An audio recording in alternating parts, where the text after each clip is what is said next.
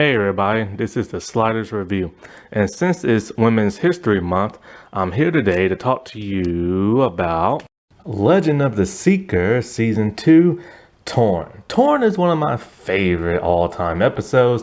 It's a Kaylin-centric episode, which is very rare because she really don't get her own solo episodes. Normally, if she does get some time to shine in a solo episode, she's always paired with somebody else and it's part of their storyline as well. So in 2 seasons, she's never really gotten a true solo episode. And I really love Bridget Regan in this role, man. She is great. She is phenomenal. I still can't believe she has red hair in real life. When she played this role, she looks so much like Wonder Woman. It is uncanny. However, she doesn't always act like Wonder Woman. She's a very sweet-hearted woman, but in this one, she's a little bit rude, and her fighting skills aren't all that great because, and mostly just like, the stunt. Well, her skills aren't that great with a sword, but she's really good with her daggers and stuff. That's what they normally train her with. But one time when she had to fight with a sword, she wasn't that great. I think with a little bit more practice and everything, she could have played like Wonder Woman in like a TV show or something like that. But sadly, that would never happen. And so now that, well, she had to redye her hair back and everything. But anyways, I really love her in this role, and she gets time to shine playing two different characters, but are technically the same person. So like in this episode, she is talking with Richard and like talking about how like they're going near this one waterfall, was supposed to be the most romantic place in all the Midlands and everything, because that's where a lot of people make babies underneath the waterfalls and stuff like that. But Kara is all like it could be because there was a giant war there, and the soldiers didn't want to die by the hands of the soldiers, so they just jumped in like the water and stuff and killed themselves. And of course, Kara gets a nice little smirk because she's more itself. And so as they're like, walking and everything, they notice two men have been hung, but those men have been hung for at least 2 days, and they died before they was hung. So their bodies started to rot. And so it's like, who would do something like that? Well, of course, to send a message. And there's a sign on them talking about the High Lord Regent of Idendrill decreed this and everything. This is a huge shocker for them because there is no High Lord Regent. And only the Mother Confessor rules on Idendrill and sets the law in place for all of the Midlands and stuff. So she realizes she needs to get the Idendrill because she ain't been there in a long time because she's been with Richard on his quest and everything. And since she is the Mother Confessor, she hasn't been doing her duties. But there is a council in place that's supposed to like regulate the laws and stuff like that. So Kara does not want to go to Idendrill because it's at least 4 days like a ride there and everything. Hundreds and hundreds of miles. And so she tells Richard she can get there in under a week if she takes a horse and go herself. But of course, Richard wants to delay his mission of finding like the Stone of Tears, which irritates Kara and everything. And so like at some point in time, it cuts to that of Idendrill, and we see like oh wait. They don't discuss going there until this part happens. My bad, I got ahead of myself. And so we get to see the Lord High Regent do a prince. I forget his name, but it doesn't really matter. But anyway, he's a prince of a former kingdom. And basically, he's wanting to chop a dude's head off. See, this one dude stole some grain from a man's yard, and as punishment, he had his hand taken from him. So because he stole that grain and trespassed on that dude's property, he's gonna have his head taken. And so basically this dude is a tyrant, a dictator. You do one small little crime and you really suffer for it. You're not even allowed to kiss and everything. And so like there are two wizards of the Second Order there. Now this is very unique. We've never seen wizards of the Second Order. We've only seen those of the First Order, being that of Zed and being that of this other dude played by the dude who played Aeolus in the Hercules show in the flashback. And so like because Zed is the only last wizard of the First Order. And so they're talking about how this dude is a tyrant and they need the Mother Confessor here, but they need an amulet, a magical one that can find the Mother Confessor anywhere. And a wizard has to be the one to incantate like the spell and everything. But it's held up in like, the treasury. So one of the wizards steals it. And so as the guards are chasing him, they shoot him in the back, but he's able to say the spell and find the Mother Confessor. And so, but he's dead and they're unable to, save him. Zed recognizes the amulet and everything. And so this is when they decide to go to Idendrill. And they're going to use the amulet to get there. And Richard's all like, he'll head there, like, on like horseback and everything, but Kara doesn't like really want him to. And even like, Kaylin does not want him to. Kaylin is upset. She wants to stay by Richard's side, but she also wants to go to Idendrill. So she is torn by this. And, because her desire is to be with Richard because she loves him and she wants him to complete his mission. But she also has a love to the people, but she has not been doing her job. So as Zed is starting to say the magical enchantment and everything, a burst of light happens and they teleport. Only for Richard and Kara to see Kaylin laying on like the ground. They don't know what happened, but there's a piece of the amulet that's broken in half. And so, like, they don't know where Zed is at. So now they know they have to go to, like, Idendrill and everything. But, Kara's all like, Zed's not helpless. He's a wizard. He can take care of himself. And so, but where is he? So we see Zed, and he teleports in Idendrill along with Kaylin and everything. And it's like, wait, what? So is one an imposter or what? No, they're the same person. They just been split in half. So when she goes to Idendrill, she finds the other wizard dude, and he tells her how this dude was a prince, and he drove out the Daharan soldiers out his kingdom in Idendrill, and then made himself Lord Regent. He won't let nobody do nothing. And so, like, Kaylin has had enough, and she is going to take care of this dude. And she says it in a very stern way. So when she goes there, pretending like she's been punished and everything, and he has to give down her punishment, she grabs him by the neck and she confesses him. Then she orders him to order his man to stand down, and she is going to take her rightful place in Idendrill. And so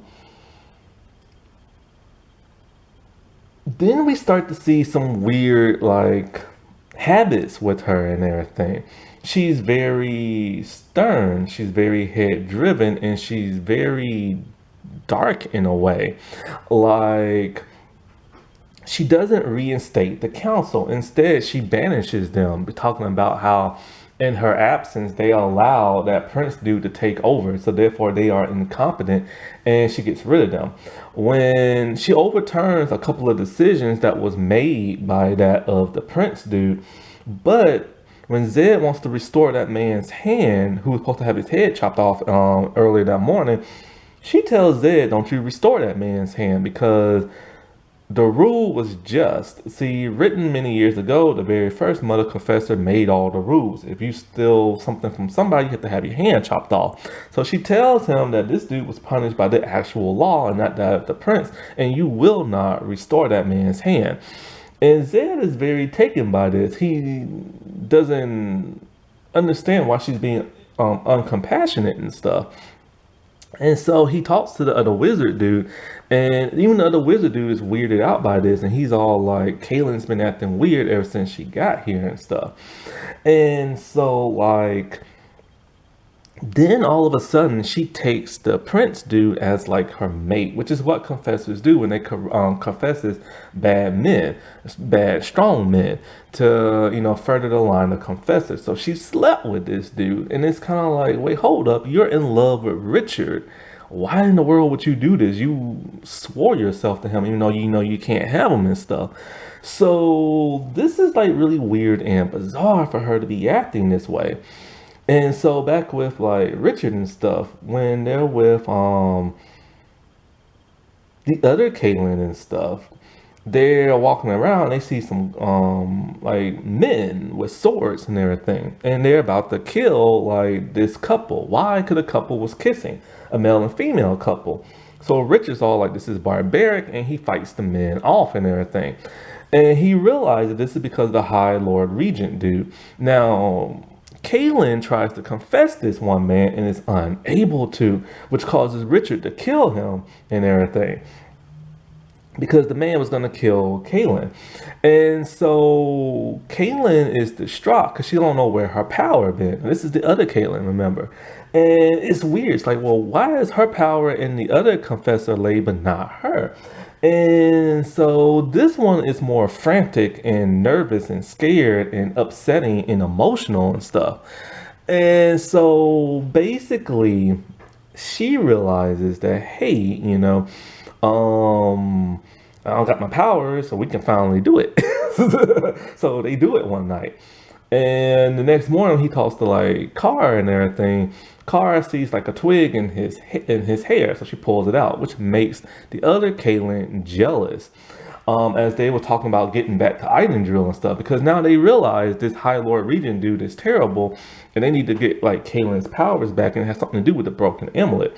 So Kaylin being super, super, super jealous and everything, well, Richard is weirded out by this, and Cara is just pissed. And she's all like, I know you want him. You always talking about how you will serve him because he's your master, Lord Rawl, and everything, and blah, blah, blah. And Cara lets her know plain and simple, if I wanted him, I would have had him already. And of course, Cara is going to stand up more to Kaylin. She does it anyway. Like, those two can't get along, but she does it more now, knowing that Kaylin can't confess her because the touch of a confessor to a more self will kill them. And everything. So Richard doesn't understand why she's acting this way. But anyway, they head back to Idendrill, and they're very shocked to what they see.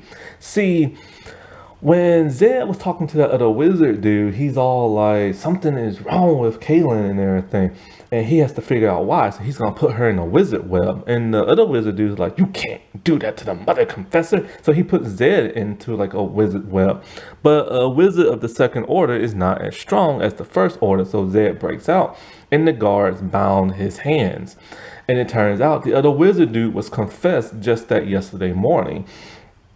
And so when Kaylin hears about this, she sentences Zed to death. And she does it in front of all the people, and when she decrees it and everything. This is when the others show up and they see the other Kaylin, and they have no idea what's going on. So Richard goes to like the mean Kaylin and tries to talk to her, but she wants nothing to do with him and everything. And I'm like, why are you here? And everything.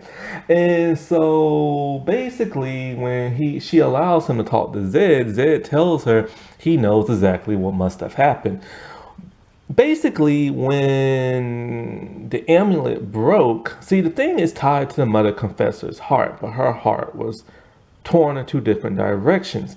One wanted to stay with Richard, and the other one wanted to go to the people of Idendrill. So the amulet was so powerful, it split her in half. One focused and determined on serving the Midlands, and the other one focusing on just like loving the Seeker and everything. This is why their personalities are different, and why one has powers and the others doesn't.